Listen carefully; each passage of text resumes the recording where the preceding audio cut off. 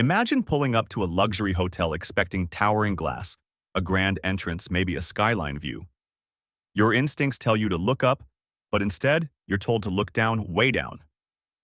The InterContinental Shanghai Wonderland doesn't rise above the city. It plunges nearly 288 feet into an abandoned quarry, carving five-star luxury directly into solid rock.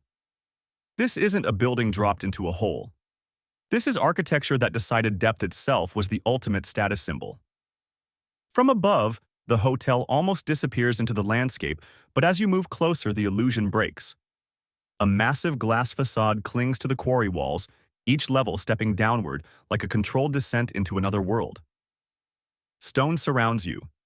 Vertical cliffs tower above you. Waterfalls cascade past guest room windows, echoing through the quarry like something ancient and futuristic at the same time. And then comes the moment that completely breaks your sense of reality. Two entire floors of this hotel are underwater, not partially submerged, fully underwater. Guests can sleep in suites surrounded by floor-to-ceiling aquarium glass, watching fish drift past while lying in bed nearly 300 feet below ground level. No screens, no illusions, just water, light, and silence. It feels less like a hotel room and more like a private habitat from a science fiction colony built beneath the Earth's surface. Inside, the atrium glows like a portal. Illuminated walkways slice through solid stone. Reflections bounce off glass and water. Gravity feels different here. The deeper you go, the more disconnected you feel from the city above. This is what happens when architects stop asking, "How tall can we build?" and start asking, "How deep can luxury go?" But if building downward feels radical, wait until you see what happens when a hotel decides to float. Picture standing at the edge of a quiet lake just before sunset. The sky is calm. The water barely moves, and then you see it. A massive glowing ring hovering over the surface of the water. That's the Sheraton Huzhou Hot Spring Resort. This isn't a hotel in the traditional sense. It's a gigantic horseshoe-shaped megastructure wrapping around itself in a perfect arc. Built almost entirely of glass and flowing curves, the design contains almost no straight lines. None. Everything bends, flows, and loops like it was shaped by physics rather than construction tools. During the day, the building reflects the sky and lake so perfectly it almost disappears. It feels like a mirage, something you're not sure is really there, but at night, the illusion ends. The entire structure lights up.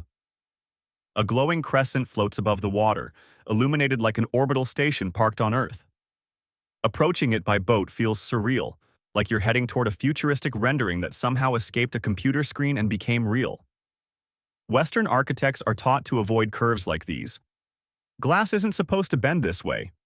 Structures this large aren't supposed to feel weightless, and yet here it is, smooth, seamless, and calm. This design doesn't reference castles, towers, or classical landmarks. It looks forward, and this was just China testing the waters. What came next abandoned traditional geometry entirely. Imagine a building that refuses to be one shape from one angle. It looks like a wave rolling through space. From another, it feels like a tunnel carved by something alive. From above, it twists into a figure eight suspended in midair. This is the Morpheus Hotel in Macau, designed by legendary architect Zaha Hadid, and it doesn't just look futuristic. It looks like liquid metal frozen at the exact moment it decided to change form. The entire center of the building is hollow. A massive void punched straight through all 40 stories, creating an open core that light pours through day and night. Around that void wraps a flowing exoskeleton of white lattice, organic, skeletal, and mathematical, all at once. There are no right angles here, no traditional walls, no predictable surfaces. Every line curves. Every surface transitions seamlessly into the next. The building doesn't want to be understood quickly. It wants your eyes to struggle, your brain to hesitate. At night, light floods through the central void and the entire structure glows from the inside out. It feels alive, powered, like it's running on something more advanced than electricity. This is architecture telling you the rules have changed, and somehow even this wasn't bold enough. Now imagine this. A full-scale spaceship landed permanently on Earth, and someone turned it into a hotel. That's the Chimelong Spaceship Hotel. A massive disc-shaped structure sits in Zhuhai, gleaming metallic silver smooth and seamless like aerospace engineering made real. Porthole windows line the exterior. Rings of light wrap around the hull like thrusters waiting to ignite. There's no traditional lobby, no familiar hotel queues, no comforting sense of normal. Everything feels like you've entered a future where hospitality evolved alongside space travel. At night, the entire structure lights up in blues and whites. It genuinely looks like it could lift off at any moment. The illusion is so convincing that your brain almost expects a launch countdown. This is commitment, but China wasn't done pushing geometry. They multiplied it. Imagine waking up in your hotel room, pulling back the curtains and realizing something feels wrong. Your hotel isn't a building. It's a sphere, actually 8 of them. The sunrise Kempinski Hotel rises from the water like a chain of planets emerging into our dimension. Massive spherical structures, perfectly smooth, gleaming under the sun, and glowing like luminous orbs at night. No corners, no edges, just pure geometry.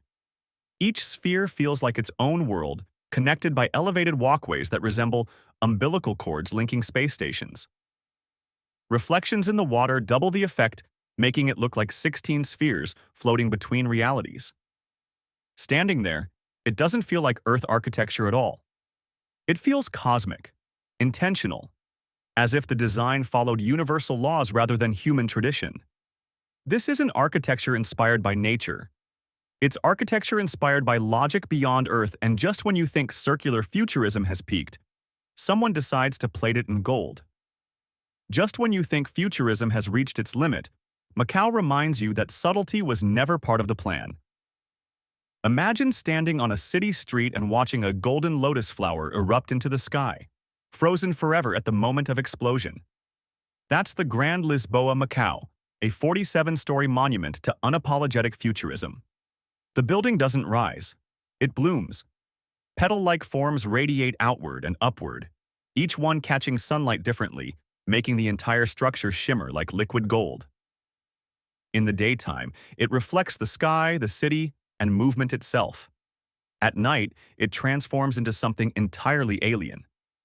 Lights race up each petal. Gold reflects every color imaginable. The tower becomes a beacon, not just visible but unavoidable from one angle. It's a flower from another, it's a crown from above. It looks like a starburst carved by advanced mathematics. There are no flat surfaces, no accidental lines. Every curve is intentional engineered for maximum visual impact. This isn't architecture trying to blend into a skyline. This is architecture declaring dominance. It doesn't whisper the future, it shouts it. And yet even this level of extravagance wasn't the end, because someone in China decided to turn mythology itself into a building you could sleep inside. Imagine driving down a highway, glancing toward the horizon, and suddenly realizing 3 colossal figures are staring back at you, not statues. Building. The Tianzi Hotel rises 41 stories tall in the form of Fu, Lu, and Shu. 3 ancient Chinese gods representing fortune, prosperity, and longevity. This isn't symbolic architecture, this is mythology made functional. Their flowing robes aren't decorative, they're hotel floors. Their faces aren't sculptures, they house guest rooms. Their heads? Penthouse suites. Every window is part of a face, a fold of fabric, a divine contour. Corridors curve through arms. Balconies emerge from sleeves. You don't stay in this hotel, you stay inside a legend. At night, lights trace their outlines. The 3 gods glow against the dark sky, towering over the city like they stepped out of ancient stories and decided to offer room service. No other country would attempt this. Most wouldn't dare. China built it. And if that level of scale feels overwhelming, wait until you see a hotel complex so large, astronauts can spot it from orbit. There are landmarks you can see from across a city, then there are landmarks you can see from space. The Sanya Beauty Crown Hotel Complex doesn't just dominate the skyline, it dominates scale itself. This massive circular structure rises like a jeweled crown built for giants. Its symmetry so perfect it looks computer-generated, but it's real. Crystalline towers erupt from the circular base like facets of an impossible gemstone. Reflective panels catch sunlight during the day, making the entire structure sparkle. At night, the crown comes alive. Colors pulse. Light ripples. The entire complex glows across miles of coastline. This is architecture for a civilization that thinks in continents. Standing beneath it, your sense of proportion collapses. Windows look tiny. People feel microscopic. The building doesn't acknowledge human scale. It rewrites it, and yet somehow China still wasn't finished experimenting with visual shock, because next came a hotel that looks like it's made entirely of light itself. Imagine a building that doesn't just reflect reality, it fractures it. The Hotel Eclat Beijing looks like a massive geometric crystal carved from the future. Every surface is sharp angular glass, faceted like a diamond that fell out of tomorrow and landed in the city. There are no curves here, no softness, just precision. Each glass panel is angled differently so sunlight hits the building and explodes into a kaleidoscope of reflections. The hotel changes appearance every second as light shifts. At certain times of day, it looks like it's dissolving into the sky. At night, the transformation becomes even more dramatic. Internal illumination turns every prism into a glowing shard. The entire structure becomes a luminous puzzle of angles, reflections, and shadows. This is futuristic minimalism, taken to its extreme, no ornament, no nostalgia. Just mathematics, mirrors, and light. Cold. Precise. Unmistakably tomorrow. But not every vision of the future is sharp and metallic. Some of them grow. The future isn't always chrome and glass. Sometimes it looks like it emerged naturally from the landscape. The banyan tree. Nanjing Garden Expo Resort flows across the terrain in organic curves, so seamless you can't tell where architecture ends and nature begins. Buildings rise and fall with the land. Roof lines ripple like waves frozen mid-motion. Water weaves through pathways, courtyards, and structures, as if the resort itself is breathing nothing. Here dominates the environment. Everything cooperates with it. Gardens wrap around walls, stone dissolves into greenery. Pathways disappear into nature and re-emerge as architecture. At night, soft lighting makes the entire resort glow like bioluminescence, gentle, alive, and deeply futuristic. Imagine approaching a lake and watching an entire planet rise from the water. That's the Hilton Huzhou Nansha. A perfect sphere of glass and steel. Smooth. Massive. Monumental. Sitting directly on water like gravity itself made an exception. The scale is staggering. Curves so flawless they look digitally rendered. Mirrored surfaces reflect sky and lake, until the building seems to disappear, then reappear depending on where you stand. There are no sharp edges. No visual noise. Just pure geometry at impossible size. At night, the sphere glows from within. A luminous orb floating over darkness, visible from miles away. It doesn't feel like a building. It feels like an object that shouldn't exist. And yet guests check in. They sleep inside it.